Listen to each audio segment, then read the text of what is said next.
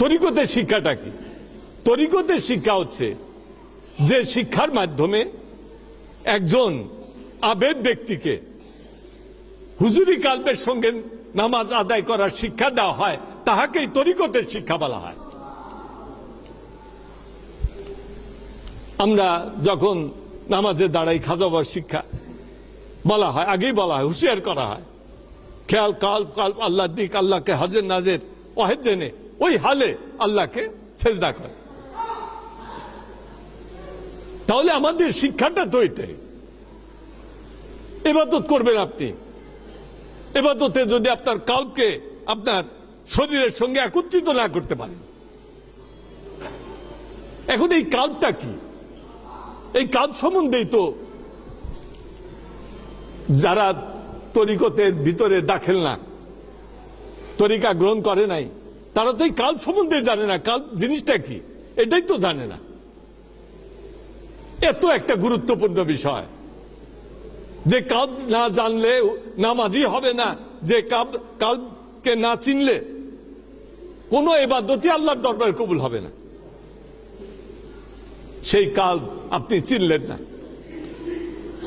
তাহলে আপনি কি করে এই ফায়দাগুলো হাসিল করবেন? এই জন্য বলা হয়েছে, হযরত নবী করিম সাল্লাল্লাহু আলাইহি সাল্লাম বলেছেন যে ইলম শিখতে হবে, ইলম শিখতে হবে। ইলমে জাহির, ইলমে বাতিন। আমার নবীজি বলেন যে ইলমে বাতিন যেটা, যে ইলমে বাতিনের দ্বারা কালবকে চেনা যায় এবং ওই কালবকে দেহের সঙ্গে একত্রিত করে ইবাদত করা যায়, জালিকান নাফিউন। আমার নবীজি বলেন জালিকান নাফিউন, that is the most beneficial, that is the most beneficial। সেই ইলমে বাতেন তরিকতের ইলম সম্বন্ধে আমার নবীজি বলেন যে that is the most beneficial. ওই তরিকতের ইলমটা হচ্ছে বেশি উপকারী, বেশি উপকারী। শরীয়তের ইলমের থেকে তরিকতের ইলম বেশি উপকারী, কারণ ওই ইলম দ্বারা তুমি কালবকে চিনতে পারো।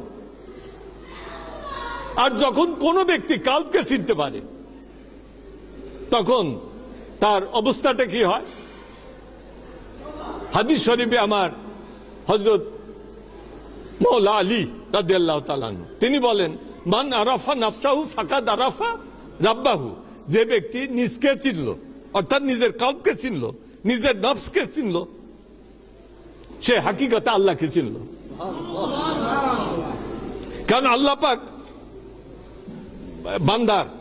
বান্দার যে অবয়ব, শরীরের আকৃতি বা কালবের যে রুহের যে আকৃতি, এগুলো আল্লাহ পাক নিজের রুহের আকৃতিতে তৈরি করেছেন।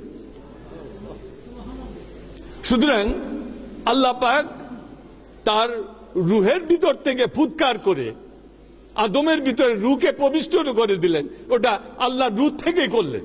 সুতরাং কেউ যদি নিজের রুহকে চেনে, নিজের নফসকে চেনে, নিজের কল্পকে চেনে, সে আল্লাহকে চিনল। এটা হাদিস শরীফের কথা। আমরা এগুলো না চিনে এদিক ওদিক দৌড় পারলে কাজ হবে না। আপনি যে কাজটা সহজে করতে পারেন, সেই কাজটা যদি আপনি না জানেন, তাহলে সহজে ও কাজটা করতে পারবেন না। এখন আমাদেরকে সেই শিক্ষাটা অর্জন করতে হবে, সেই জ্ঞান হাসিল করতে হবে, নাহলে আমরা হুজুরি কালবের নামাজ আদায় করতে পারবো না।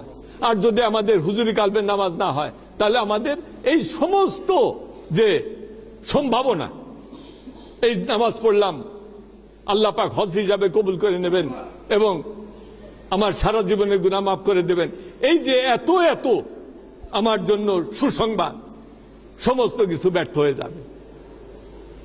সে আমাদেরকে সেই ইলম শিক্ষা করে সবকিছু সঠিক করে নিতে হবে, সবকিছুই সঠিক করে নিতে হবে। আমার ইবাদত পদ্ধতি আমি কি করে করব, কালবের শিক্ষা, কালবের ভিতরে কি কি শিক্ষা আছে, এই লতিফার ভিতরে কি কি শিক্ষা আছে, আপনার জিকিরের শিক্ষা আছে, মুরাকাবার শিক্ষা আছে, ফায়েজের শিক্ষা আছে, মহব্বতের শিক্ষা আছে, তারপরে জেরে কদমের শিক্ষা আছে এবং আমার সিবগাতের শিক্ষা আছে।